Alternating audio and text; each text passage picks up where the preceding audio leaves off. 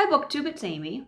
So I spent the better part of this weekend reading a work of nonfiction by author Mary McAuliffe called Paris on the Brink.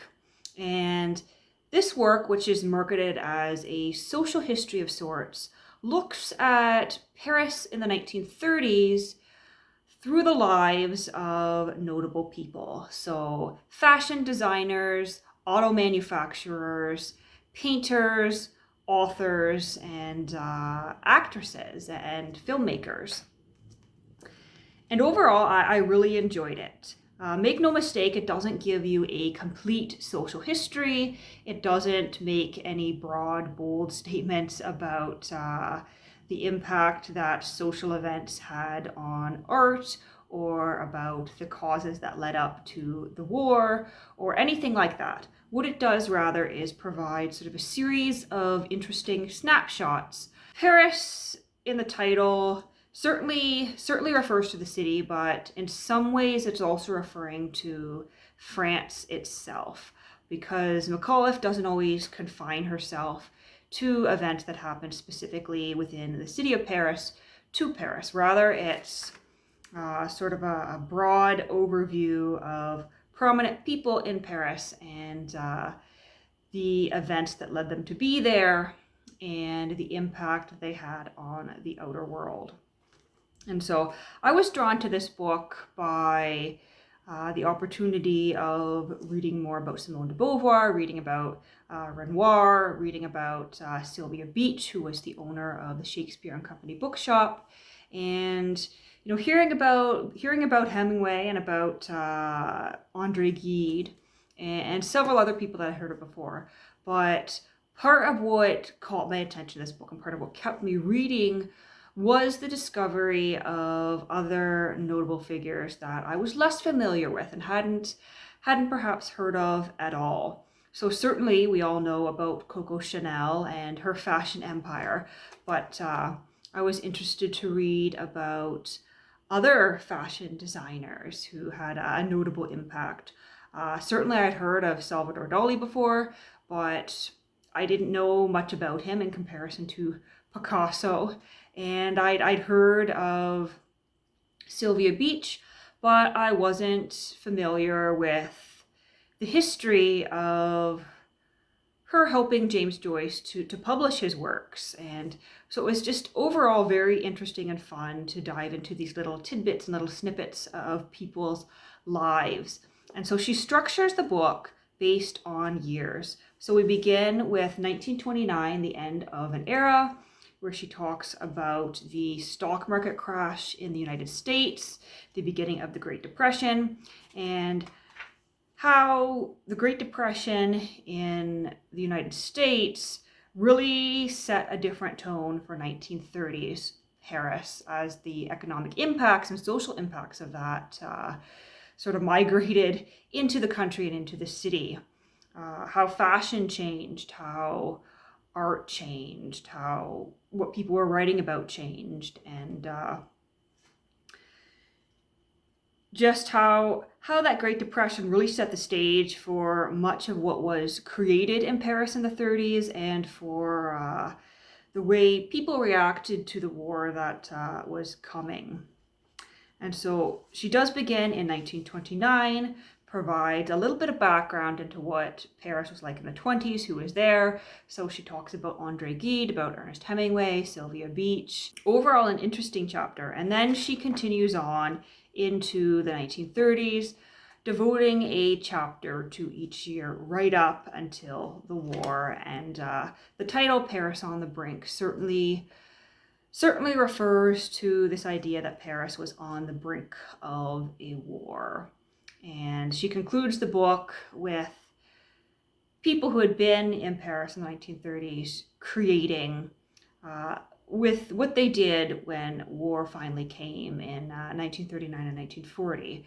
Who went where, who fled to the United States, who decided to stay in Paris, how people reacted and the way it shaped their creativity and their society moving forward. And I think what interested me too is I went into this book thinking that the author was going to be looking at, writers, artists, filmmakers, so people who we consider, conventional artistic types. But the scope of this was actually expanded in a way that I think gave us a wider, broader picture of the social atmosphere in 1930s Paris. So she looks at auto manufacturers, so people who would eventually be called on to transfer the production in their plants from the creation of domestic automobiles to wartime production. People who would deal with labor strikes, with the social unrest that emerged from the effects of economic downturn.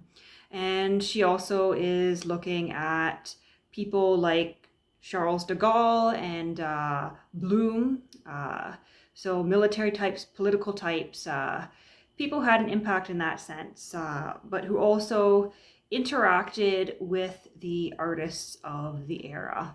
And it was overall just great fun to read about the parties, to read about Dali's interesting escapades, breaking a bathtub through a display store window and ending up in prison for a few hours. And the book put into context for me certain events that I had heard about but didn't really know much about, or where they fit into the scheme of all the other things that were going on in the early 20th century. So for instance, the political turmoil in France and the Spanish Civil War as well.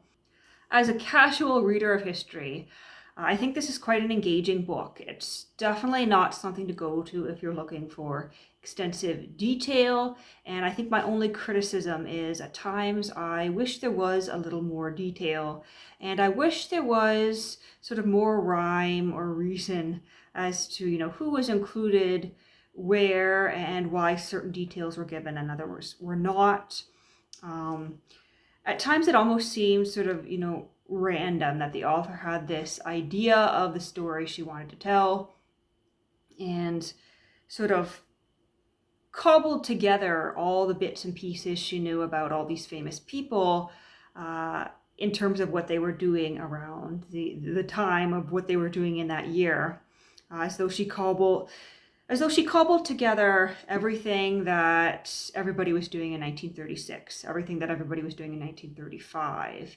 And there really isn't a great explanation, I think, as to why some people were included and others were not. It does seem a little bit of an odd fit to lump together in one book someone like de Gaulle and someone like Bloom with people like Salvador Dali and Simone de Beauvoir.